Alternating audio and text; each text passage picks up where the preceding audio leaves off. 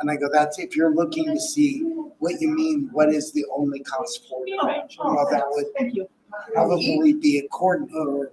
Coordinator and then the ideal options and best care. Yeah, well. Thank you. Yeah, because I have don't a printer, think but you it would can take like an change hour. Oh, I find my printer every time I try to use it. No, I don't think you can either. Unless you just convince cops to say, It's the whole peer model. Can I pass this out so I don't have to? Model that we've implemented, so I agree.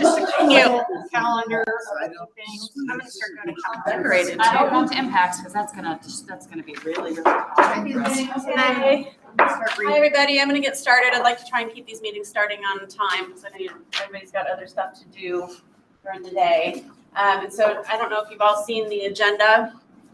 There are hard copies here. I can, Catherine, I can pass that down. Yeah. All right. So I'm going to call this meeting to order. And let's go around and make some very quick introductions. I think most of us know each other, so I don't want to spend too much time every single meeting on introductions, but there are two people I think I am not familiar with. So I'm Melinda Thomas, Chair, and I'm an attorney with the High Desert Education Service District, and I've worked a lot in special education. Sorry, Julie. Julie McFarland. I'm here as a person who has a family member who utilizes behavioral health services, and I'm a small business owner. Michael Schultz with the Sheriff's Office, mainly corrections. Shannon Bristaragas, Program Manager with the Deschutes County Behavioral Health Gateway Kids. Lee Butler, Counselor at Bennett Treatment Center, Family Member Services and Coach. I'm Nick Chamberlain. I'm an access clinician here. I'm just here to be a fly on the wall. I invited Nick because we were going to be doing this overview, and I thought he would be really interested in that, so. Dana Murray, the admin assistant for behavioral health. Holly Harris, behavioral health director. Laureline Krasanik, ex-board member. Seems like you should just stay on the board because we've seen you the last couple of times. Go out the street. All right, online, we've got Kara. Kara Cronin, Program Manager, Deschutes County Behavioral Health Intensive Adult Services. Linda.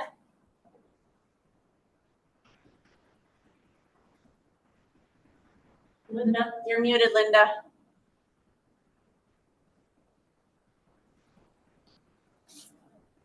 Okay. We can't hear you. It's Linda Nolte. She's our newest board member. She's a adult foster home operator. If I got that wrong, we just jump in later. Okay. And then Stephanie. Hello, Stephanie Etzman. Sorry, it took me a while to get all my stuff figured out. Stephanie Etzman, board member and parent of an adult child who experiences IDD and uses services. Thank you. We got everybody then. Is there anybody? I can't see the board very well, so bear with me. One more online, Cameron Fisher with OSU Cascades and family who utilizes services. Awesome. Thanks, Cameron. Okay, so next on the agenda are the approval of the minutes from the January meeting. Did everybody have a chance to review those? Dana sent them out this week, I believe. You have a motion to approve the minutes? Anybody? A motion to approve the minutes. Julie's motion, does we have a second? Second. Seconded. Okay, we'll take a quick vote. All those in favor of approving the minutes, vote aye. Aye. Any noes, nays? All right, they passed unanimously. All right, and the next agenda item, Lee, you want to take this one? Yeah, so part of what we talked about last time was finding an opportunity for clear voice and exchange of feedback between board commissioners in the county. So it's very concise, very quick, check-in from everybody so our professionals, our board members and committee members present can all share. I'll start with a positive experience and then a constructive each short thing, nothing big. So this week, my family member had a crisis moment involving multiple partners in law enforcement to work through, and it was great. We got connected services, and it was kind of awesome. Thank you guys, it was great. And the services he got linked up with were awesome. Constructively, some of my clients were just saying that intake is awesome. I get my intake assessment, but it's taken a while to get to my counselor. I just heard that a little more often this month than I normally do. Yep. But no really constructive pieces on my end. That is totally fair. That's an issue that, in fact, the work we're doing, and I think I talked about in a prior meeting around with MTM, the consulting company, is looking specifically at our process from access to first treatment appointment and engagement in actual treatment. Because so much of the bureaucracy we face as a community mental health program is about this intake paperwork and meeting all the metrics and gathering all the information. And then from a client experience, it's like they just want treatment. They just want to see their And all the therapist. paperwork probably overlaps with the different agencies they're working with. Yeah, so it's something we're totally aware of and working on and appreciate the feedback. And so anything like that, short positive, short constructive, you got it. And I know you're a fly on the wall. As far as timelines, Or just anything, if you have anything positive about you, and again, this is Nick's very first meeting, so he. yeah, appreciate it.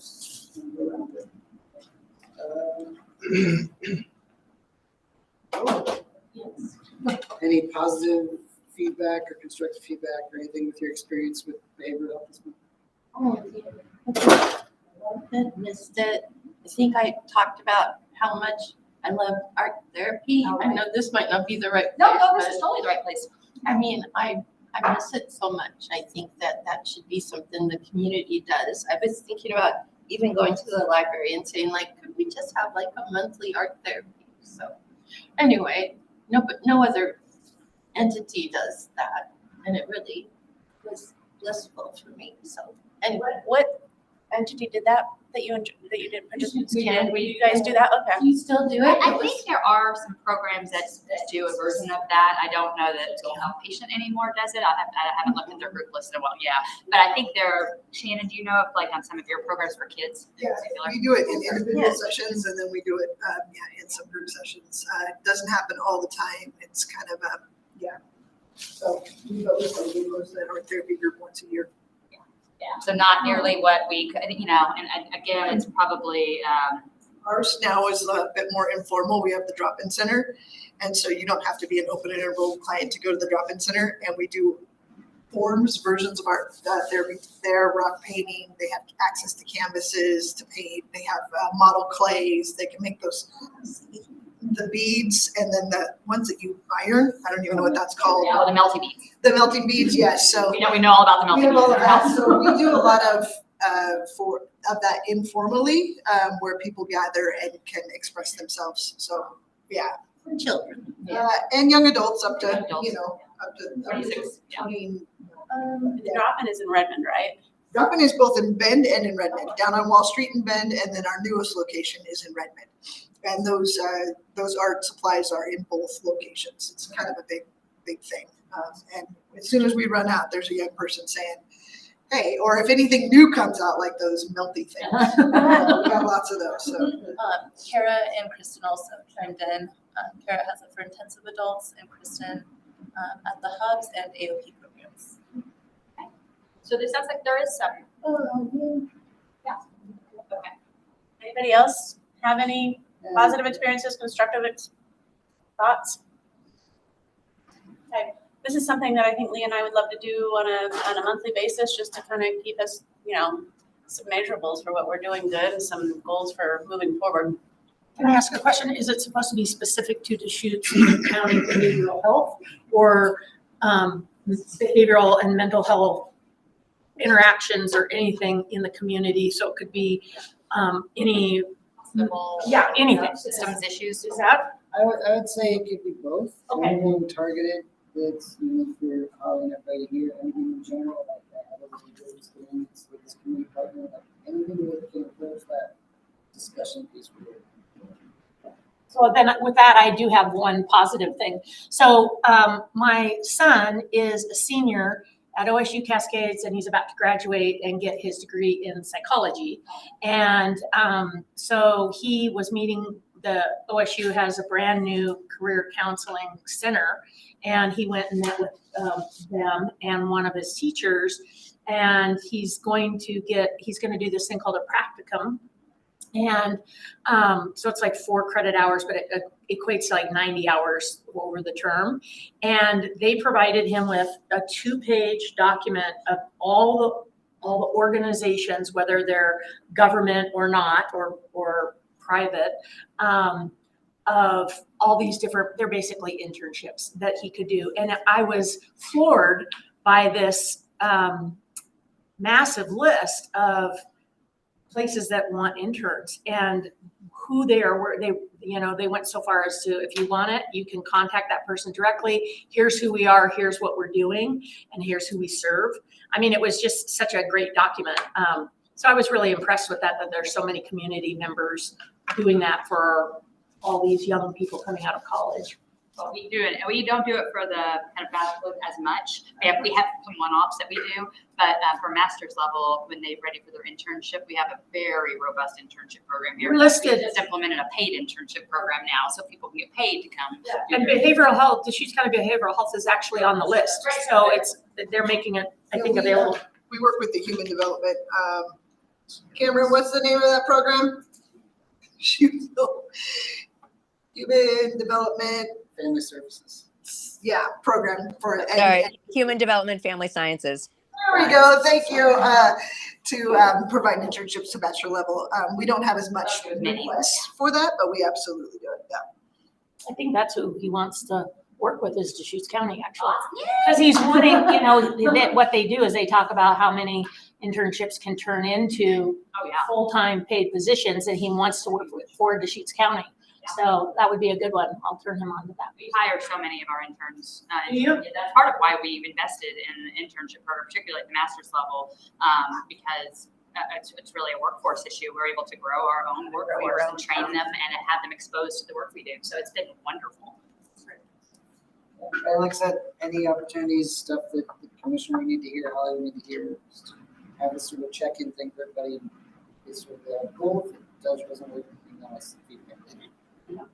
And while we have a couple more minutes, we're ahead of the agenda by 3 minutes, so I'm going to take this opportunity to give you an update on what Lee and I have been doing, trying to orient ourselves about what our leadership roles are, responsibilities. I'm new to this, and Lee knows a lot more than I did, but we met with Holly a couple weeks ago and had a great conversation, and that led to us realizing that we really want Holly to come and give a bigger presentation to you all, sort of set the table for the work that we're doing. Because some of the stuff I don't know, you guys may know that if you're in the industry more, but I just think that there's a lot that Holly can bring us up to speed on today. And so that's why she's got the bulk of the time today. And then Lee and I have also reached out to Commissioner Adair. And so we have a meeting scheduled, I think it's a tentative meeting scheduled for next week, I believe, to talk to her about her perspective from the county commission. And so it's just an effort for Lee and I to sort of get oriented about, what the needs are and how we can kind of shape this board to be a little bit more productive and, feel good about what we're doing here. So, all right, that's it. We're going to turn the table over to Holly. Great. And I apologize in advance if I start coughing. I will have my cough drop ready and my Tylenol cold flu medicine ready. I am just getting over a cold, so. Awesome. I don't know. That's one of them. Hi, so there's several of you in this room that may know some of this information. I've kept it pretty high level and just really an opportunity to sort of understand, kind of the lay of the land, how we got to the lay of the land that we experience today, how we're structured as a health services department and a behavioral health department, how we're funded, which is super complicated, and then sort of some of the challenges and opportunities that lie ahead. So it's a pretty broad swath of information. I took your advice, Linda, and I did not reinvent the wheel on this. So I took this information from a county college presentation that we do every year. So these are citizens that go through county college. It's a 12-week course, and then I also took it from our budget presentation that we do for the budget committee. So these are folks that are just citizens of our community that participate in that process. So the presentation may not be as beautiful as I would otherwise have, but I figured you all would understand. So just real quick, just to kind of understand just a few key facts that mental health problems don't affect me as a myth. In fact, mental health problems are very common. 1 in 5 American adults experience a mental health condition. 1 in 6 young people have experienced a major depression. 1 in 20 Americans live with serious mental illness. And so when we talk about serious mental illness, schizophrenia, bipolar disorder, PTSD, some of those types of conditions. Oops, hang on. What happened? Did I do something? Wait, what's going on? hang on. I'm not used to this little clicker. Well, it's also not flipping from people. It's not. Oh. So, Let's do it that way. yeah, let's try it that way and see if it goes to the next one. All right. Yeah. Okay. All right, so this is another myth that we often, especially with school shootings and other violent acts that are happening across our country, we often hear the conversation around mental illness being brought up in that realm. And really, the myth is that people with mental health conditions are violent. And in fact, the vast majority of people with mental health conditions are no more violent than anyone else. It's about 3 to 5% of people. 5% of violent acts can be attributed to individuals living with a serious mental illness. In fact, most people with mental illness are more likely, about 10 times more likely to be a victim of a crime than be a perpetrator. So it's just, these are just the talking points as a board when that comes up, because it does come up and comes up in very public ways pretty often. So just kind of talking about, how we sort of got to community mental health programs, why community mental health programs exist, and speaking a little bit to deinstitutionalization. So just kind of going back to 1955, U.S. population was about 166 million, and the patients cared for in state psychiatric facilities was about 560,000. So about 300 people per 100,000 people. You also know this is the time of asylum eras, so a time where there's some pretty big atrocities happening in institutions. Hang on. So around the 60s, there was some real scientific and social change that started to happen. There was the advent of some real major medical inventions around psychotropic medications that allowed people to be treated outside of psychiatric institutions. There were the social and cultural changes that came with saying, we don't just put people in institutions for their whole life and have them live there. We want to have them be part of our communities and be with their families and not necessarily be institutionalized their entire life. And then there was a lot of legal and policy changes, that came around that time that all led to deinstitutionalization. And it really was built on the promise that the resources would come from the hospitals to communities so that we could support people in their own communities outside of institutional settings. And unfortunately, as often happens in these types of deals, the resources didn't follow in the same way. So we had the Medicaid and Medicare Act around that time. The first antipsychotic drugs were invented. So all of this stuff was happening that really led to a mass deinstitutionalization at once without the resources that then should have followed to the communities. So kind of fast forward, U.S. population is 345 million, and current beds are psychiatric beds ranges from 14 to 64 per 100,000. So versus the 300 that we were talking about in 1955. So we saw a 94% decrease in psychiatric beds, like really quickly. So we're now about 18.5 per 100,000 organs. So I think those of us that work in this field experience this every day. Our inability to get anybody into a psychiatric hospital, particularly the Oregon State Hospital, is almost entirely unavailable to us, with the exception for aid and assist population, which I can talk about in a little bit. So we've really saw this massive decrease without the rise in local residential beds to help support people that do need that level of care. It was a really big pendulum swing that happened. And unfortunately, as a result of that pendulum swing, what we saw is the decrease in mental hospitalizations. The blue line is the decrease in hospitalizations, and the black line is the rise in prison incarceration for mentally ill individuals. So that's where we are. And it's not pretty. We're working really hard, at the state level, at the national level, certainly at the local level, to try and make a dent in that and prevent that from happening. But without a place, residential capacity, and the right level of care for people to get treatment at, oftentimes they will, as Captain Schultz can very well tell you, end up in our local jails and end up in our prison systems. So decrease in local psychiatric beds are associated with an average increase of 256.2 jail inmates, equating to a 95% increase. I mean, these are massive, massive numbers that we're talking about. So there's a human toll, but there's also a pretty big fiscal toll.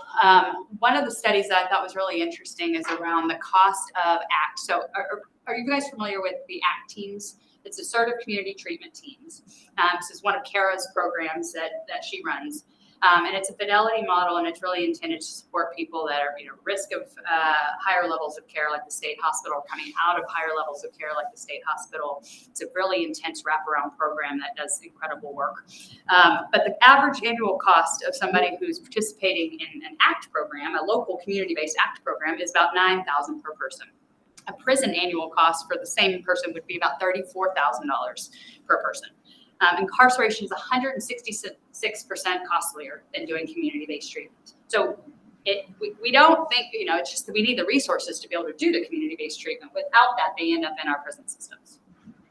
There's obviously a huge human toll. Less than 15% of people that are incarcerated actually receive the appropriate treatment. They're not designed to provide mental health treatment in prisons and jails, although they are quickly becoming very efficient at it and working very hard to provide whatever level of care they can in those settings. But at the end of the day, people are in a prison cell or a jail cell, and it's never going to be conducive to the type of treatment you would get elsewhere.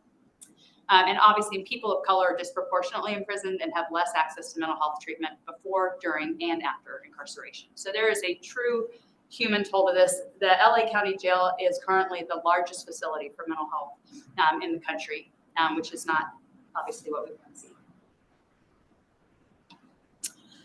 So that's kind of the lay of the land of like this mass deinstitutionalization that's taken place over the last 60, 70 years kind of led us to this problem of the intersection of the criminal justice system and the behavioral health system, which really led to the Community Mental Health Programs Act that was implemented, and thus community mental health programs exist as safety net programs to support this population in particular. So this is just an overview of the health department. So as you can see, behavioral health makes up about 276 FTE for health services. Our public health counterparts are about 88 FTE. So we're significantly larger. We're the biggest part of the health services department. We have an admin services division that makes up about 50 FTE that supports both public health and behavioral health. The funding, the way we support our admin services is about a 70-30 split. 70% of our budget helps pay for admin, 30% of public health pays for admin.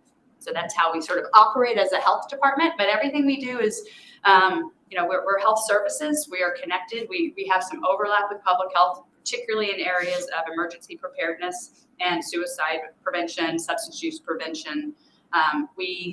Behavioral health sends our prevention dollars that we get from the state to public health so that they can do the piece of prevention work, because that really is their wheelhouse, and they have a lot of knowledge and expertise on that front.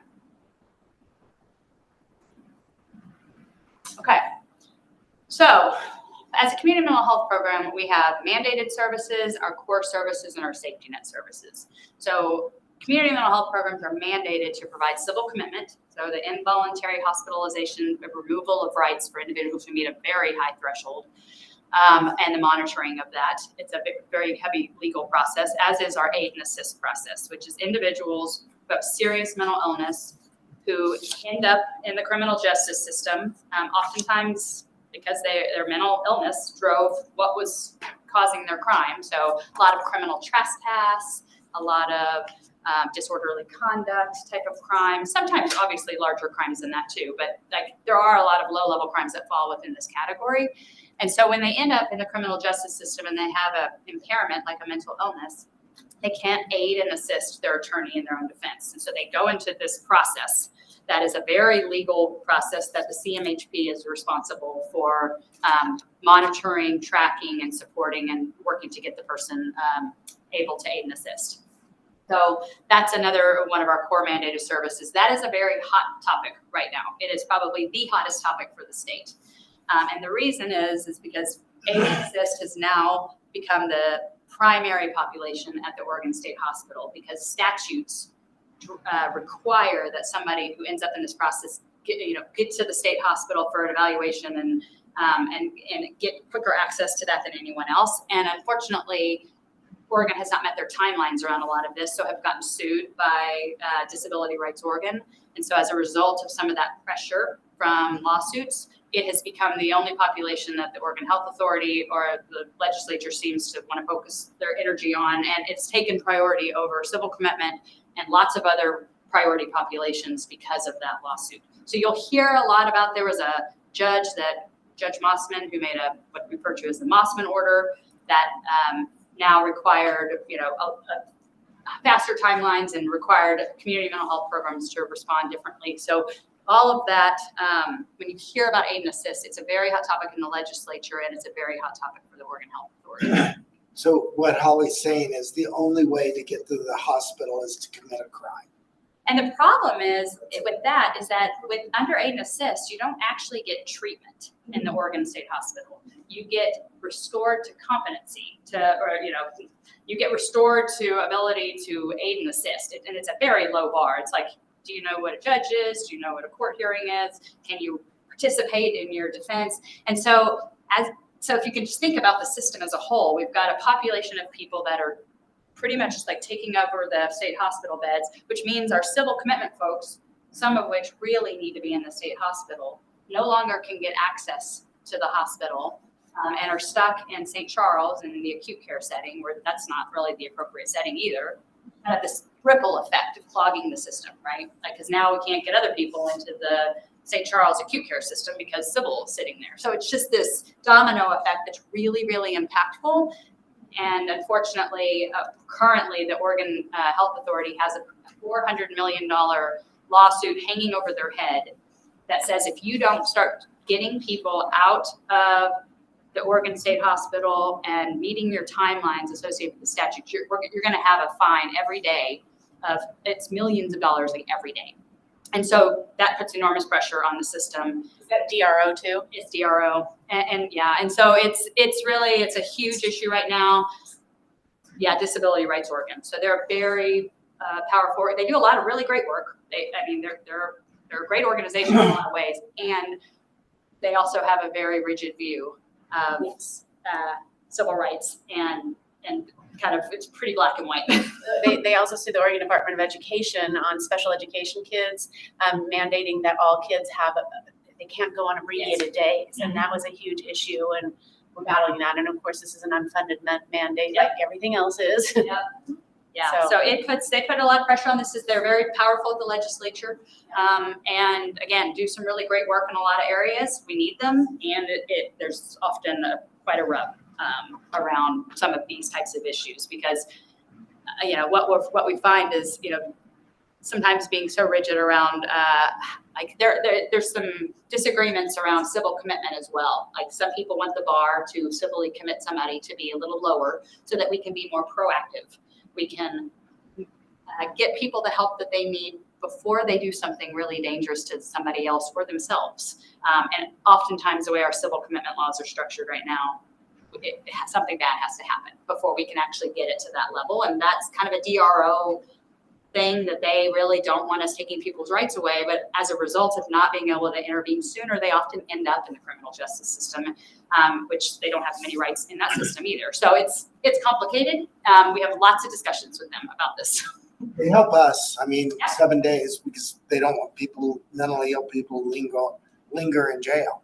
So it did help us, and then messed up everybody else. Yeah, so they're getting into the state hospital, and then they got to get out of the state hospital, and it puts enormous pressure on the community mental health programs to manage all of this. We've seen about 166% rise in aid and assist over the last 4 years or so.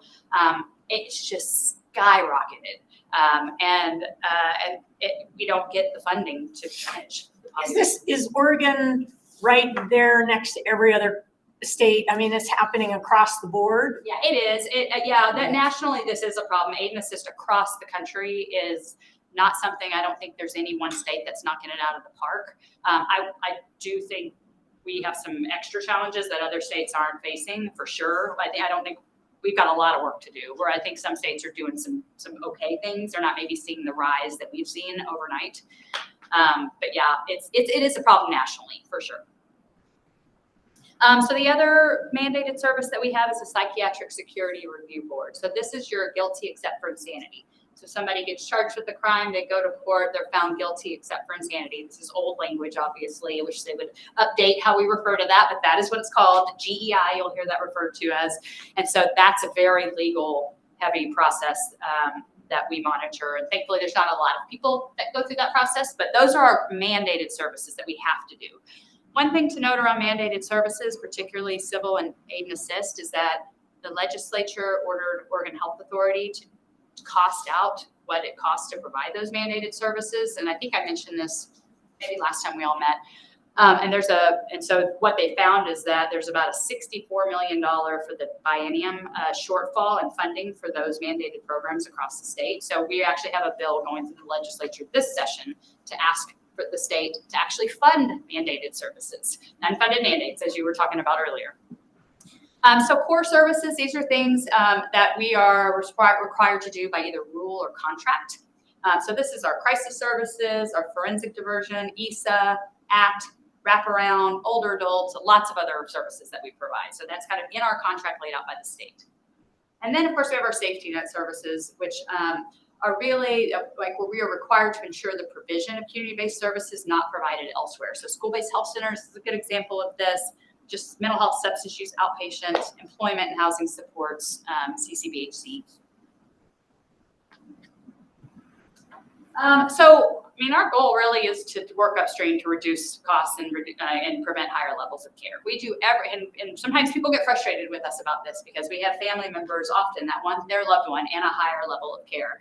Our charge is to do everything possible to keep people in the least restrictive setting possible. To not remove the rights if we can at all help it, and to keep them in their communities with their families and their loved ones. And that can cause, challenges, as you can imagine. But that is what we are expected to do, and not just place everybody in higher levels of care, because for obvious reasons. We also work with individuals who cannot or will not be served by anyone else. So we have quite a large private practice community in Bend in particular.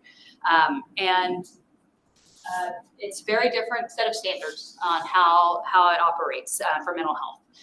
They can have wait lists. They can choose who they're going to see or not see. They can kind of determine the lengths of how long they treat somebody or not. So that is not our reality. And so oftentimes what we'll see is somebody maybe too acute for private practice. And it's pretty subjective. It could be somebody who maybe is even just experiencing mild suicidal ideation. Or it could be legitimate, like they have schizophrenia and private practice does not have the ability to support that person. So anybody that's deemed like not suitable for another setting, it is our responsibility to pick that up. And we don't get to have a wait list. And anyone who comes, we have fidelity programs that can kind of set some wait list standards around that because they have to. But in general, our outpatient services, our general services cannot have a wait list. So we often will see people here that maybe don't necessarily rise to our level of care that we would normally see, but we need to see because no one else will serve them. So our goal, we are obviously trying to reverse the trends that I just talked about around incarceration and homelessness for those with serious mental illness. We are not a homeless service provider in the same way that, say, other organizations within the community are. We're a behavioral health provider that provides services to individuals who are experiencing houselessness. So that's kind of the key difference between when we hear about the houselessness issue within our community, our role in it really is around the behavioral health side of the issue, which obviously can be gray in some instances, but that is our role in that. And obviously to address chronic conditions and reduce the risk of early death, which is part of what CCBHC is really about. So what does it mean to be the safety net? We serve anyone with OHP that meets our eligibility. We serve all people in crisis and acute needs regardless of their coverage. We provide a full span of statutorily required services. We serve any individual who can't be served elsewhere. And we serve everyone within 24 hours or 7 days, depending on need. And so we're, like we talked about, like treatment appointment versus so our metrics are around how quickly somebody can get in our door. So for access, our access team knocks it out of the park and getting people in really quickly. They meet their timelines. Very often they're a team that has been decimated recently with workforce shortages. So they're about 50% of what they normally are. So our timelines may be impacted. We'll wait and see. But when they're fully staffed, we're getting people in easily within those timeframes. The challenge is that then we need to get them into treatment after that because they get their assessment on one team and then they go into treatment for another one. And that's primarily because of all the requirements we have to meet to do that. And so that's what we're looking at internally because what we are seeing, in some cases, particularly in programs that have also been decimated with workforce issues, we can see sometimes, what would you say, Nick? What are some of the biggest lengths of time you've seen? Right now, our adult outpatient team for a licensed provider is about a month out. We also see the same with our child and family team. Licensed providers, we're limited there.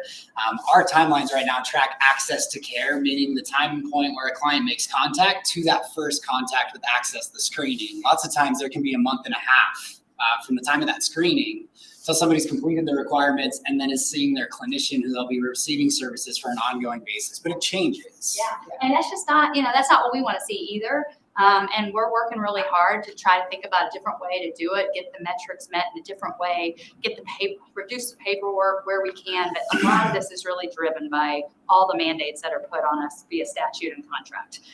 But we are working on it because it's when we face workforce issues like in South County, last year, 2 years ago, maybe now, I can't remember. That team was also decimated out there with workforce. They were I think they had 1 or 2 clinicians at one point, and the rest were vacancies, and we could not hire. So we started seeing things like 2 months out, 3 months out before we could get somebody into a first treatment because there was nobody to send them to. So those are some of the systemic, that's why workforce matters in this conversation, because it absolutely will affect things like these timelines.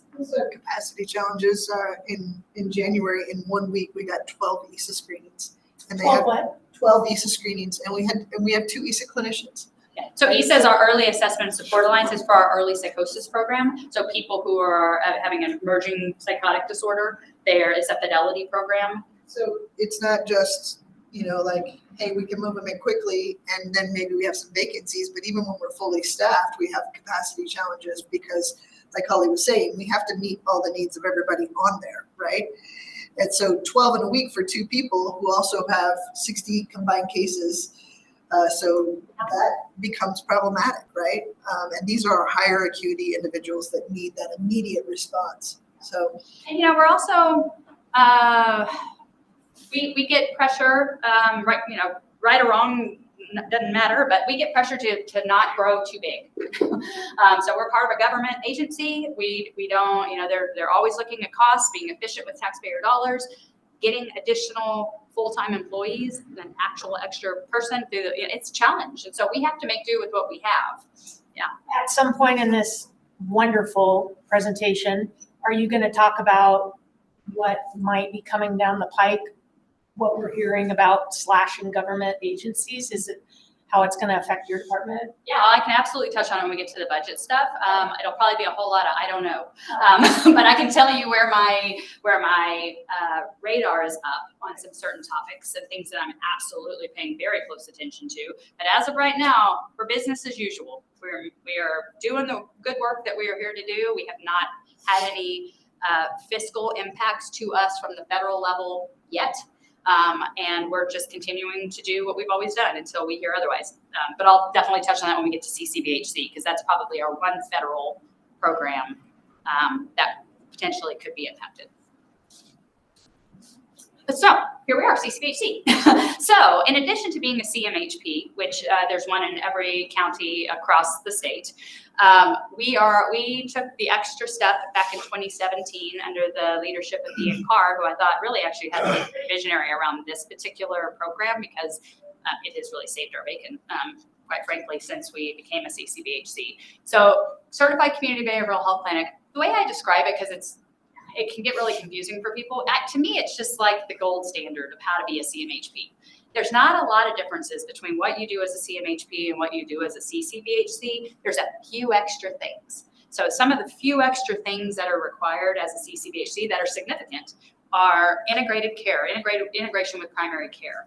And up until, we're still waiting to get the final answer on this, but since 2017, we have had a requirement that we have on-site primary care in each of our locations to do integration with primary care. When you were walking in, you said, "Oh, Mosaic's here." That's why. That's what she's talking about. That's why. Mosaic is here because of that. Mosaic is in Kingwood because of that. Now, Mosaic is also in our downtown clinic, DCDC, but it is not there because of this, because we actually have had integrated primary care. Hera, how long has Harriman been there? She had to leave early. Oh, she did, okay. It's been probably 15 years, something like that. So long before we were CCBHC, we actually were already at the forefront of this integration work because we believe treating the whole person is important. But it became a requirement with CCBHC. It's a pretty big lift to embed primary care within your department. So that's one major difference. The other one that it did was that it required that we have equitable delivery of services. So there's a big component around being culturally responsive to the people we serve, making sure our services are available to all people in a way that meets their cultural specific needs. So we, our DEI work was kind of, we've had that going on prior to CCBHC, but really became more intentional through the work of CCBHC. It also required that we serve all people. So historically, before CCBHC, we would kind of, OHP was primary. Anybody else that really rose to the highest level, we would make some exceptions for, but we had operated differently. Now we are an open door. We do still refer out. We will see everybody in access, but we absolutely refer out to people that need a lower level of care than what we offer, just for capacity reasons. But we will make sure their needs are met, and that's what our access team is really great at doing. And then the big thing that CCBHC did is that it allowed us to generate what's called a prospective payment. It's basically a wrap payment that we're allowed to generate this is the federal reimbursement that allows us to cover uncovered costs to do all of that great work that we just described. So it helps. We get a rate that's assigned to us based on the costs that we spend and what we're bringing in and the gap, the uncovered costs, and that sort of helps us generate a rate. And that is done for every person. There's one event per person per day that can generate that event. And it has helped us generate quite a bit of revenue, which I'll talk about in a minute. It used to be a pilot program as of last year in the short session. It's no longer a pilot. It is now done through the Oregon State Plan Amendment. And other counties are really looking to become CCBHCs as well, but we'll continue to do what we've been doing. Oh, and just as a side note, we finally got some data around CCBHC from the state. It took 5 years for us to get data on how things were going. And Deschutes County was outperforming Oregon CCBHCs on nearly every metric that we had. So we are really knocking it out of the park on our integration, all of the work we're doing around the health outcomes that we were tracking. There was work around depression screenings for youth, for adults, really reducing the rates of that. So I'm happy to share the metrics around CCBHC at any time if that's of interest to you, but we really did a great job. Holly, I don't know how many counties we have in Oregon, but 36. Yeah. So out of the 36 counties, how many have the CCBHC? Only, I think, 6. Oh, really? I wish Amber was here. She's our CCBHC expert. But yeah, it's not very many. But because it was so uncertain for so many years. I mean, it started off as a pilot, and then people kept it going through SAMHSA grants that we applied for that helped us continue it. And every year we were like, is this going to go away? Can you do it? So there was a lot of counties that were like, I'm not touching that. And it's pretty complicated. And people thought it was too big of a lift to embed primary care in their clinics because it's expensive. And so now the requirement to have on-site primary care is likely going away. It's not official yet, but we're waiting to hear from the state. And they've reduced a lot of the extra administrative burden that had come with it originally. They've reduced some of the metrics, reduce some of the documentation requirements. So they're making it easier for more counties to want to do this. And actually I have Lane County coming to meet with us in a couple weeks to find out how they can become a CCBHC. And Crook County is a CCBHC. Jefferson County is looking to be a CCBHC. So yeah, I think you'll see a lot more of it, which is a good thing. I mean, maybe. We'll talk about that. Well, so I guess that this is the one area where I am watching very closely what happens. This is sort of the difference between how a state chooses to operate and whether it aligns with the federal government or not. So I think around the equitable service delivery piece, I don't know what Oregon's stance on that will be. And if Oregon chooses to go one direction that doesn't align with the way the federal government wants to go, there could be an opting out of CCBHC. Or the other piece is just around Medicaid in general. There's a lot of concern out there that talks about what the impact of if there's Medicaid cuts obviously that would hurt us pretty dramatically. A lot of our revenue is Medicaid, the vast majority. So if there are cuts to that, we will absolutely feel that and see cuts. If there's cuts to CCBHC, CCBHC has been what has kept us whole. So I'll talk about kind of how CCBHC has helped us financially over the last several years. But first, let me talk about just how we're funded in general. So we have obviously our CCO, Coordinated Care Organization. Ours is Pacific Source. It's a regional CCO. So we are in there with Crook and Jefferson. And they're really, CCO is tasked with managing Medicaid dollars for the required, managing the Medicaid dollars to ensure the provision of required services, healthcare services to OHP members. So remember, they only care about the OHP portion of things. But as a CCO, they should care about the system as a whole and not necessarily just OHP members, but their primary concern is and how they fund us is through OHP members. We get a per member per month rate for anyone who's an OHP member, and that's negotiated every year as a region. So we have Best Care is the CMHP for Crook and Jefferson. We get in a room with Best Care and negotiate our contract every year. In fact, we're kind of in the middle. We're wrapping it up right now. Our contract is made up of fee for service, capitation, and then this PMPM. That's why we refer to it per member per month. So it's multifaceted in how we negotiate our contract. The Oregon Health Authority, that's another large portion of our funding. We get contracts from the state referred to as CFAA, County Financial Assistance Agreements. And historically, our CFAA has had about 100 and some odd what we refer to as program elements or service elements that for each line of funding for one particular program, like ESA or ACT or outpatient or substance use, I mean, you name it, there's 130 something of them. And they each came with their own requirements and their own reporting requirements and mandates and how we had to do everything. And we had to manage basically 136 mini contracts. I have been involved in the negotiations of that contract with the state for the last 2 years. And we are at a point where I think we're about to make a dramatic change to how that contract operates, pare it down to 6 core service areas, and have flexibility in the funding across those service areas so that we can meet our community's needs. They're going to give us the funding. We apply it how we think it should be applied, and we'll have some streamlined reporting. So it remains to be seen. We're not there yet, but it's feeling very hopeful for the first time ever. And then we are, really heavy on grants here still. SAMHSA has been a big funder of a lot of work that we've done here. We received COHC, Central Oregon Health Council grants, state grants, federal grants. CCBHC was a grant for a long time. So that's sort of the big primary buckets of how we're funding. We have about a $65 million operating budget. And so I want to talk about reserves, because you may hear this conversation come up in the budget committee hearings at the Board of County Commissioners. And we have a behavioral health reserve, and that's primarily because of CCBHC. So when CCBHC first started happening, we were generating that extra rate that I was talking to you about.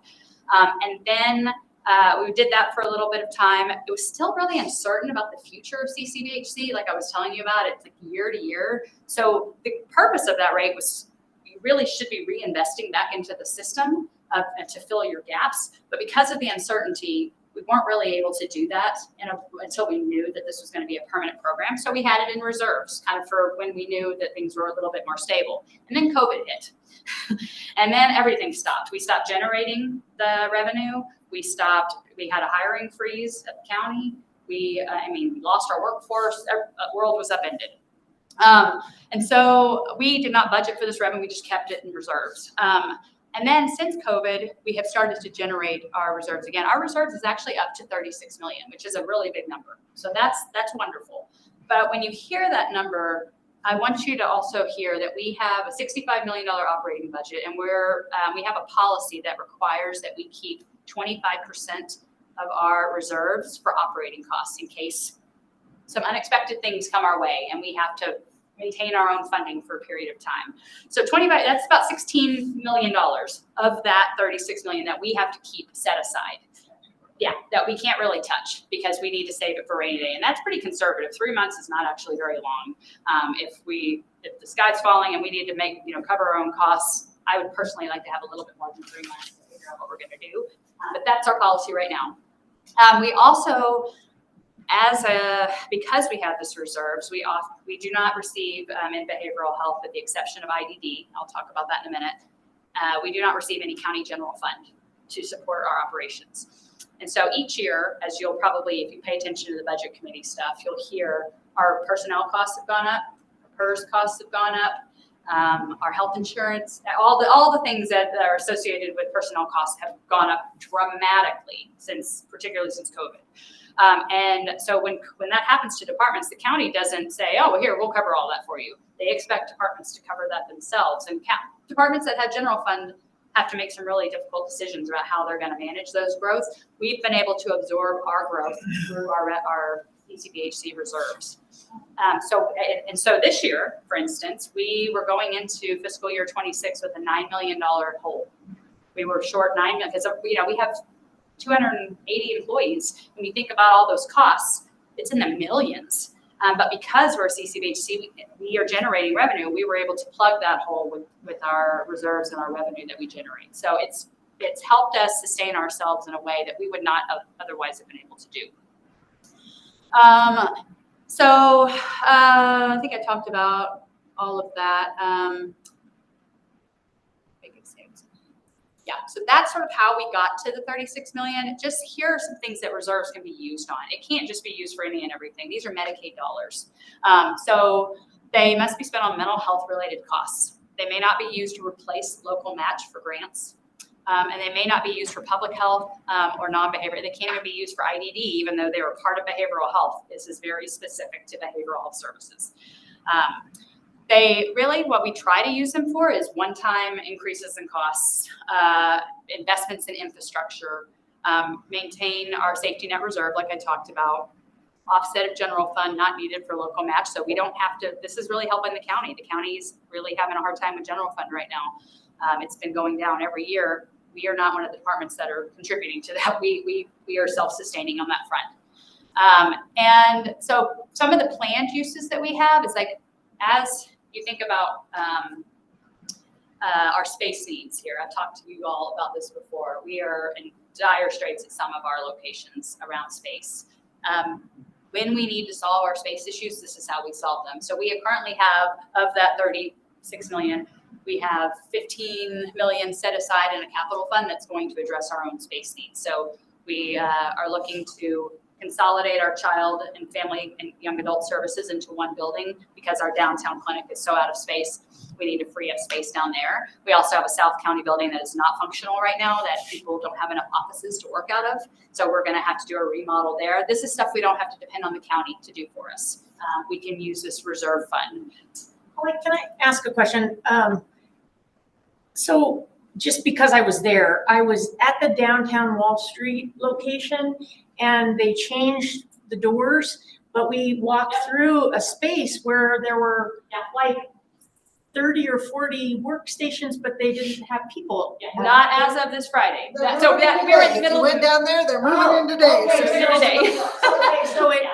This is part of the process. So what we did is that used to house our IDD program, used to be down there and with Shannon's team. And then when we expanded into Redmond, IDDs had moved into our Redmond location. That opened up that space. We were going to move our child and family team here to have a child and family hub downtown. That was going to be our plan. But what we decided instead is that we would like to move child and family out of the downtown location because really some of our critical adult services, our forensic and acute services team, DCDC, they're all out of space. So we're moving those folks to take over the downtown area, and we're looking for new space for child and family.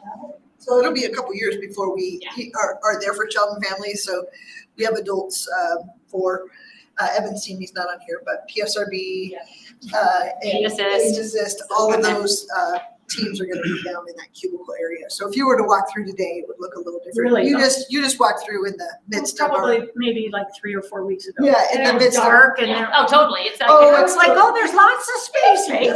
We're reviving life into it as we speak right now. I saw the movers this morning. I know they're there. So So that's it. Yeah. So that's happening. Yeah. limitation on not being used for other services like IDD, is that a state language or federal language? It is federal. Yeah, because it's tied to Medicaid. So, yeah. And IDDs is funded differently. They're part, in some counties, they're not part of behavioral health. They're their own thing. And probably about half the counties, they are part of the community mental health program. So we again maintain our 25% operating budget and then address gaps in funding like I talked about. So that's how we use our reserves.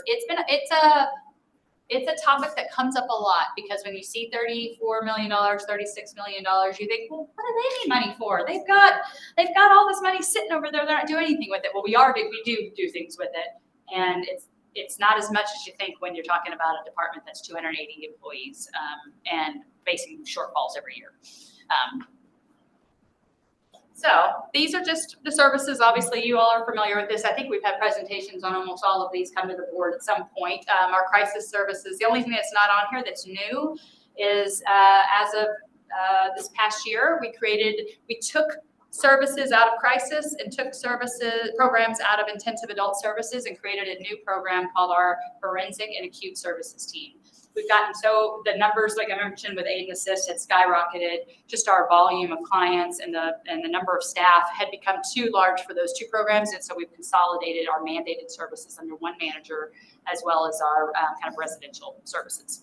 So that's one addition that's not on here. So challenges and opportunities. I mean, residential capacity did not keep up with the flood of folks coming back into our community from higher levels of care. We have had one secure residential treatment facility in our community for as long as I can remember, 20-something plus years. What facility is that? Deschutes Recovery Center. Oh, so if you know where the stabilization center is, it's directly behind the stabilization center, right near the jail campus. And it's our one, what we refer to as an SRTF. And so we actually, last year, I think I mentioned this to this group, got some dollars and are building a second SRTF in Redmond. That's going to help tremendously, but it's still not enough. I'm sorry, I'm going to get you off track here. But, how many beds does that one have? They're only allowed to have 16. And you'll hear Commissioner Adair talk about this a lot. This is kind of all part of the deinstitutionalization movement, right? So don't want to build these humongous psychiatric facilities where people stay their whole life. But did the pendulum swing too far and limit us to just 16? Does that always make the most sense? Probably not. There's probably some happy medium in here that could make sense where we don't end up reinstitutionalizing everybody, but could also have more residential capacity. It's not very cost efficient, as you can imagine, to build just 16 beds and staff these the way that they are. So there's work being done on that front. There's this thing called the IMD exclusion rule that I can't remember what the IMD stands for. Somebody in here probably does. But it's an old federal rule that's been around since the 60s as a result of deinstitutionalization that limits how many beds and the size of your facilities that you can have on one property. And what you're seeing across the state happening right now is people are trying to build crisis stabilization centers. They're trying to build residential services, and they're trying to do them on one campus because they have this big plot of land and they want to make it easy for people, and they're getting shut down on their projects because it violates the IMD exclusion rule. So there's some of these Institutions for Mental Disease. Okay, IMD, there you go. So it's a big topic right now too. So lack of placements is still very much a thing, and we are focused on it all the time, and we're working hard to improve that here with the programs that I've talked to you about. Workforce is absolutely still an absolute priority for us right now and a challenge. Still primarily with our what we refer to as qualified mental health professionals, master's level folks. That is primarily where we're seeing the hardest hit workforce challenges. And it's getting a little better in our outpatient and kind of more traditional mental health, but like teams like Access that require a master's level person to do an assessment, and teams like Crisis that have after hours shifts and alternative work schedules in really high acuity cases, they are really struggling. The opioid crisis still is, very much alive and well here. And I mean, while we're definitely seeing some improvements with our access to MAT and other treatments, we've had more client deaths in the last 2 years than we've ever experienced in the whole time I've been here. So it's been really not, it's also really hard on staff who are losing clients at rates that they have not experienced before. Losing clients. To death, to overdose. Yeah, it's been, we expect that we're going to lose clients from time to time, that we're going to, they're going to pass away for various reasons. But it's, obviously that's incredibly hard for clinicians who are supporting those clients. We were seeing it like every week for a while, and I'm sure you can speak to this too. And it's getting, there are some metrics that are better, that are showing our response is better, and the push to have Suboxone out there without being too controlled. There's only one medication. And there's reasons why that's hard. We wish there was more places for it. But it's getting, there's a positivity, but it's We still have a lot of work to do. and not to detract from you, but we are opening and Right. so we'll be able to provide a friendly. Yeah, I mean, our harm reduction program is really critical for this. When I think about things to kind of be on the radar, those are programs that I worry about with funding and other things. But they are, like, harm reduction does, they obviously do some controversial things that some folks may not be supportive of, but some of the core work they do is around Narcan distribution, Narcan trainings. The amount of overdose reversals that they have personally been responsible for is incredible. So they're saving lives every day, and our hope with harm reduction is to save their life long enough that we can actually help them get into treatment. But if they pass away from an overdose, we can never get them into treatment. So that's sort of the philosophy behind our harm reduction. But it's a teeny tiny little team. So opportunities, we are, because of the state of things in the world, we have been fortunate to be at the top of the list in the legislature for the last couple of years for behavioral health. Last year, we saw 30% rate increase, which was incredible. We hadn't had a rate increase in probably 30 years or something. So we were way behind. So the rate increase got us probably closer to where we should have been. It didn't actually give us more, but still, that's great. We were happy to get it. Housing investments have come our way. This is part of the reason we're able to get an SRTF. Part of the reason we're about to open 2 adult foster homes that we're looking to build, and a child psychiatric facility that we're working on. So these are all things that are coming. They're coming, but it's just been long overdue. And then expansion of our services in Redmond have been wonderful. I think that's a community that's growing fast, and we all need to be out there more. So I'm not gonna spend a lot of time on IDD. Really just kind of wanted to highlight that they're just a whole separate system. So all the things I just talked about are really specific to mental health, behavioral health, SUD treatment. This IDD is funded completely separately. It is like, it's almost like I have 2 separate divisions, but we're under one umbrella. And so really, they have a really interesting funding model where they're funded what's called the workload model. I wish behavioral health actually did something like this, because I think it helps get them closer to what their actual costs are. I'm just gonna skip to this here. They study, measures the scope, frequency, and duration of all the tasks performed by the IDD program. And they use caseload data paired with forecasting population growth, and it determines their funding. So they do like a time study basically every year that then helps kind of determine what's their workload, what are their forecasted workload, and where do they need to be funded at. Unfortunately, the state only funds them usually at about 80% of what their workload model says they should be funded at. And so every year they're fighting for that additional funding as well. But they are the one program in behavioral health that does get county general fund, because they do have to offset some of those costs. And then also there's a federal program that they are involved in. So this could be an area that we are watching as well, where they are able to offset part of their gap through a federal match. So for every dollar of county general fund, we're able to leverage $2.6 of federal funds. So it's really worthwhile, but it does require a robust investment of general fund dollars in order to leverage the federal dollars. If that federal funds goes away, IDD will shrink. So that was a lot of talking. A lot of information. What questions do you have?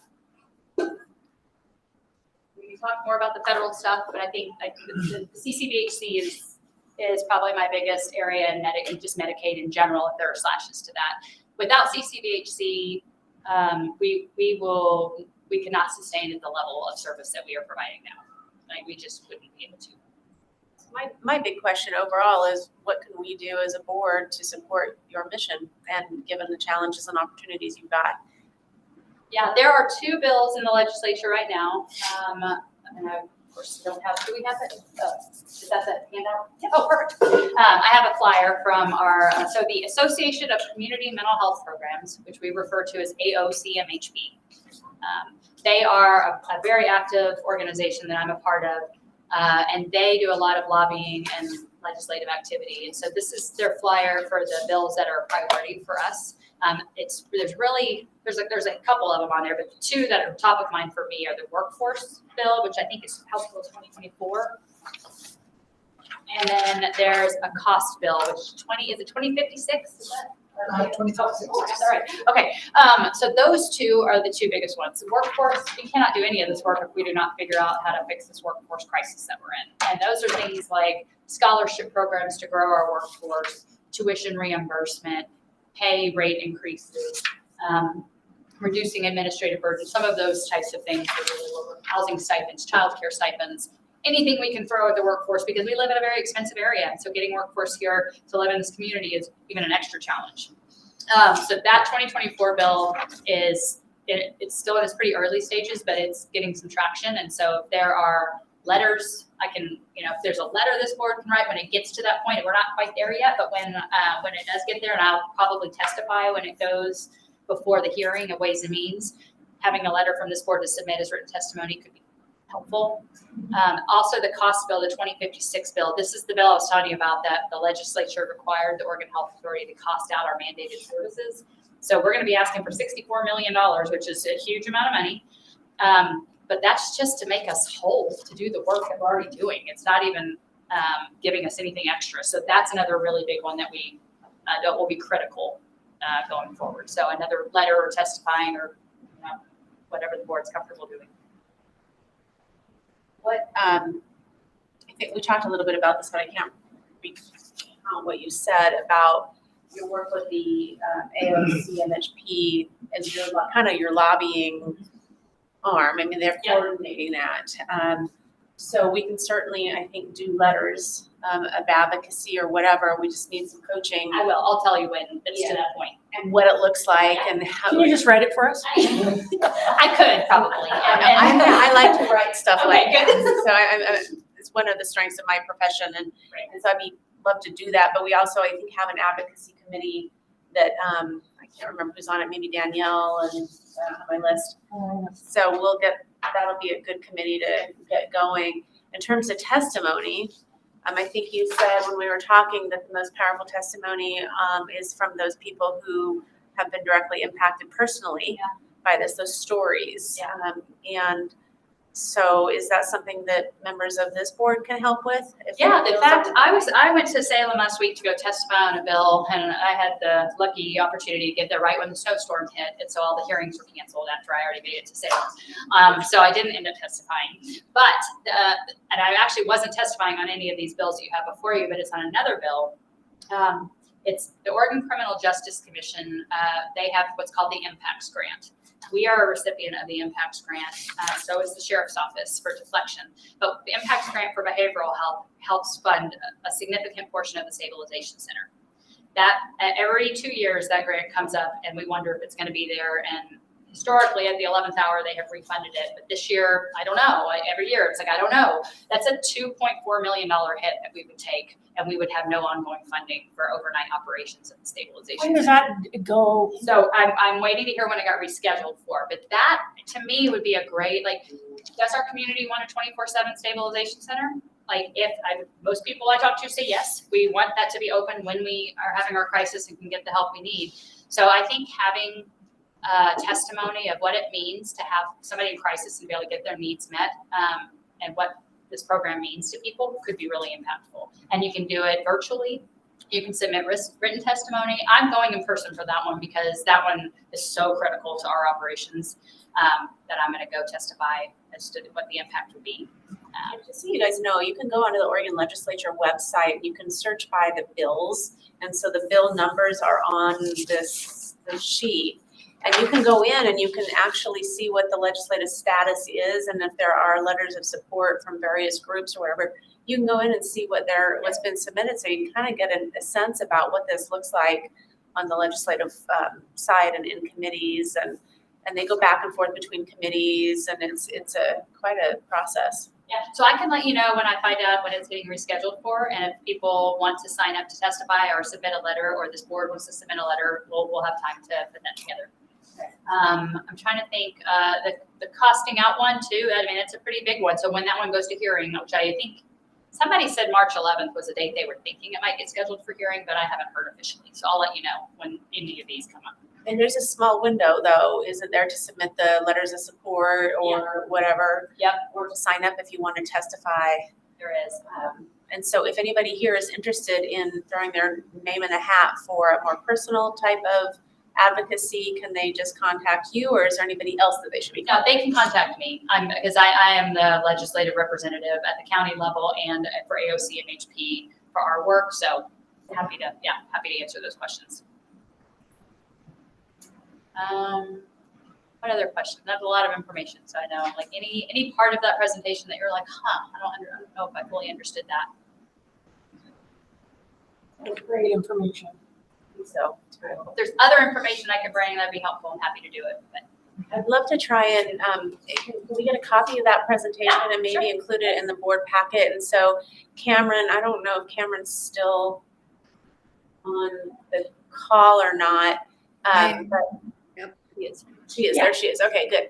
Your name wasn't on the screen for some reason, but for the membership committee, I'd love to me, this sets the table for our work. Like, if we don't understand this as a board, it's hard for us to understand how what we're doing fits into everything else. And so I'd love to have that presentation in the onboarding packet. It has our bylaws and it has our RAT card and everything else. And so, and maybe when we bring on a new member, we can organize a sit down with just a new member so that you don't have to come in and represent this every time, but that new members have this information because they may not just look at the presentation. So yeah, I'd be happy to. Yeah. I mean, I do think it is important for this board to understand the complexities associated with our funding model, our contracting, our requirements. Yeah. Because I think as this board will experience their own frustrations with the system at times, our system, or may hear from the community about frustrations with parts of our system. And not always, but sometimes it is driven by a lot of how we're structured and required to be structured right now. So I always appreciate the feedback because it gives me stories to go back to OHA, to go back to the legislature to say, here's what consumers, people who are trying to access our system are saying about this rule you're requiring of us or this process you're requiring. Anybody else have questions for Holly? It's a lot of material, a lot of complexity. Just a statement. I mean, the work they do, the hospitals don't do. Or they push them out as quick as possible, especially if you don't have insurance. And the work they do keeps individuals and families from going through the suffer of criminal behavior. So, and that's why you saw the increase in the jails after, I was one of the lucky ones I've seen Damish. Do you guys know what Damish Yeah. is? The old Oregon State Hospital. And they couldn't refuse anybody at the time. So you would have on a Friday when I would take somebody from Multnomah County there, people on gurneys, leather restraints. It was like, and I was like 20 something years old. I was frightened to go there. Because it's just groaning and moaning and just, but they closed it. They had 5 deaths in like 3 months or 6 deaths. It's not a time we want to go back to. No, and DRO actually shut it down. Yeah. That's why they do some great work. I mean, that was not a time we want to revisit. But that's, I think that's the key if we're able to do that. And families, like Roger before he was here, one of the reasons he's, it wasn't his son or his stepson, but mental health issues, and then jail. And then he became good friends with us because that's all he dealt with, trying to get his son helped. And, there's very few services in the jail. We try to get them to come in. So, kind of interesting on how it all, the circle of life. Well, and I'll say we're very fortunate in Deschutes County, unlike a lot of communities. We have really, really great relationships with our law enforcement partners. We have great relationships with our DA's office. We have pretty good relationships with our schools overall. There's challenges within those settings, but overall, we get to the table, we talk about stuff, we work through it. And that, I think, that's the one thing I worry about with our continued growth in this community is that's been our stronghold of helped get us navigate all these issues I just brought up today. And the bigger you get, the harder that becomes, but we have all stayed committed to those partnerships. And so, that gives me hope in this work for sure. Anybody else have questions or comments?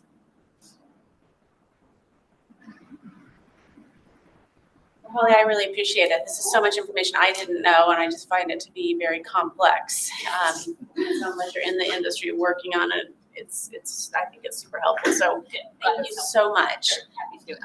And like we said, we'll be meeting with you monthly. I think, yeah, I would love to. I just don't want to put too much of a burden on you, but I think that would be very appropriate so we can support you guys and what you do. And so that is your director's report and your presentation about everything that you have. Okay, so we're ahead of the schedule right now. So why don't we move on to Cameron? Can you give us an update on the membership committee? Yeah, and I meant to tell you, Melinda, thank you very much for suggesting that be part of the packet onboarding. Great idea. Yeah, and let us know how we can support you on that. All right, so we had 2 interviews we were going to schedule, and one within a few days of the attempting to set up an interview, he said he's at capacity, and so tabling that, and then we have another set for hopefully for the first week of March. And so otherwise, we're just still trying to reach out and connect with new interested member or potential members, and that's where we are.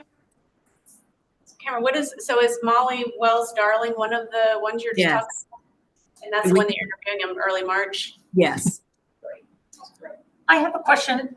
Isn't this board supposed to have a certain percentage of people who have lived experience? 51%. 51? That's a CCBHC requirement. And are we making sure we're interviewing the right people? That I mean, if we need, we have to make sure. I don't know what our vacancies are, what our percentage is right now. Yeah, we need to kind of figure that out. I didn't realize that when I was on the membership committee before. And then I also was looking at the statutory mandate because we're a statutory board. And I think the statute said for local, it's mental health advisory boards, but I think you have to have people of a certain age and people that, I can't remember what I closed out of it, but I was sort of looking at that. So we might want to talk about that. And the other thing we need to talk about, I need to do more research on it before I officially talk about it in here. But we are going to be required to complete a local plan as part of our new contracting process. So it's a really robust plan. One of the things I noticed in there was it asked me about, here's my exact word, was about the local alcohol and drug planning committee, LADPC. So I emailed Janice. I'm like, what's this? And she was like, oh, I think it's our BHAB. They take dual role. It should be in the bylaws. And I looked in the bylaws. I'm like, there's nothing in there about this. So I'm going to do some research on that and bring it back to this board to see if you all would be willing to consider that as part of your role in this. You may not, and that's okay. But I'll need to address that some way or another. You can bring that up with Leah and I in one of our monthly meetings, and then we'll kind of figure out how to approach that. And then I don't know really what to do about, the reality is we're a public body, so we have to follow public meetings and public records laws and all that. But nobody really looks under the covers on some of these types of boards about whether we're complying with the law in terms of having a certain number of percentages of people lived experiences or anything like that. They do in our audits. Do they? Well, and I was going to say, however, if all of a sudden we become more active and doing advocacy and doing letters and going and testifying, they're probably going to look to make sure we're legitimate. And there's Melinda? What? Melinda, and thank you, Holly, for doing that. Melinda, there is a list, or there was at some point, that was tracking that. And probably one thing just to consider, I think it was Julie who asked that question, is that there have been multiple folks on this who are, I guess, what you'd say dually classified. So their profession and also lived experience with family or themselves.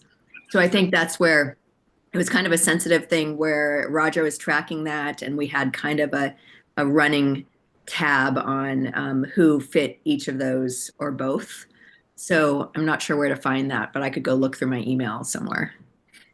And so for the dual roles, then it makes me think about the membership application. You know, we can get away from the HR formal employee application, but you know, I think we have a question in there about, or whatever you guys decide to use, we have a question about lived experience. Why are you interested in this? But we might want to add a question hitting towards that dual role so we have some more tracking data to monitor that. Yeah, and we'll bring up more details around this because we did have some audit findings around how we're tracking that, how we're identifying that. So we'll discuss that in our one-on-one and we can bring that to the larger board. Perfect. And I do have what Roger tracked before, showing who has What? it. I said I do have in my folder for BHUB who has lived experience and who doesn't. That was indicated from previous applications, but nothing going forward because we haven't with that same process. So Let's make sure that Cameron's got that information so that she can monitor where we are on those lived experience and then the substance abuse stuff too. Yeah. Okay. We are at 1:21. We've got 9 minutes left in the meeting. We have gotten through our agenda, and so I'd like to just open up for a couple minutes if anybody has anything on their mind for the good of the order. Okay, I'm part of the outreach committee and we're still trying to figure out who we are and what we do. However, at the top of the little calendar of events, just remember that this is completely voluntary, is I talked with, I think she was the executive director over there, the New Lighthouse, which falls under the Shepherd's House Ministries. And they just recently, I think they just had their grand opening. Either they're getting ready to have it or they just had it. Anyway, we have been invited to come out there on Wednesday, March 19th at 3:30. I asked her if we could do this very quickly because they're busy and I want to get people there, not take up too much time. So it's going to be like a 20-minute meet and greet, walk in. She says who they are, what they do, who they serve, shows us a quick tour and we're out. So if you think you're going to want to do that as we get closer, I will probably ask to get an idea of how many people might show up, just so I can say there's going to be 3 of us or there's going to be 6 of us or whatever. So put that on your calendar if that might be interesting to you. And then the Vantage 4th Annual Health Fair is coming up in May because May is Mental Health Awareness Month. And we talked about at one time, some people thought our outreach committee should be part of the going out into the community and having a table. Does anybody want me to look into this, see what it would cost? I have no problem sitting at a table for several hours or doing whatever. So I'm not worried about having manpower out there, but is that something we want to have a presence at? Is that important to us or not? Well, do we have, I'm just wondering if we have a table already. We often have tables at a lot of these fairs. I don't know about this one in particular. Public Health has had one, and then we've partnered with them in the last few years, but Public Health is Typically does that one. Okay, so if we wanted to do a behavioral health one, that's something this board wanted to do. I mean, we could look at doing that and having a partnership with you all to be at that table with some staff, so that if you get questions about behavioral services that you can't answer or something, there's somebody there. Yeah, why don't I do this? I'll just look into it, see what it costs and that kind of thing. And then I'll send all my findings to Dana, and then Dana, you can share that with the group. Yeah, okay. There's enough time we could check in on that. What's that? We could check in on that next month or in April. Yeah, we have a lot of time. So, okay, so I'll just check in on that. And then NAMI Walks, May 18th. Just remember that one, we have fun. It's a fun event, so. Julie, I just got to brag on Julie for a little bit. She's a relatively new board member for NAMI. and she's rocking her role. She's like fundraising queen. She's got events every single month. She's got these bingo nights at Bangers and Brew, and if you guys are ever interested, it's really fun. Yeah, and so she comes out, she goes around all these businesses and she collects, raffle prizes and baskets that she puts together. I got lucky and won one of them one time, and it was like, they're really good prizes too. So, it's fun to go and play bingo, and anyway, she's rocking it. Thank you. NAMI had never done any kind of a annual holiday giving campaign, and you see thousands of those come into your mail. So we put together a really crude thing that we could photocopy and put in a little insert, and we mailed it out to about 500 people. And this money's still coming in actually, but just from that campaign, $19,200. Yeah, so actually a pretty big deal. And then the NAMI Walk will have like double the participants and double the sponsorships, and so things are going really well. And we've hired a full-time employee over there who's just amazing. So the funds are being used. Casey, she's just been promoted from 30 hours a week to 40. So she's at full time now, and she's amazing. Yeah. So anyway, it's been fun, but thank you. Nice job. Anything else? All right, I think we're done. I think it was a great meeting. Thank you so much, Holly, for all your efforts. Yeah, thank you. Thank you. Our next meeting, when is our next meeting scheduled? Third, 21st of next month. Saturday. Okay, all right. We'll adjourn. Is Holly gonna be coming to these meetings? Holy ice cream. What? Is she gonna show Sorry, I'm having a hard time. you?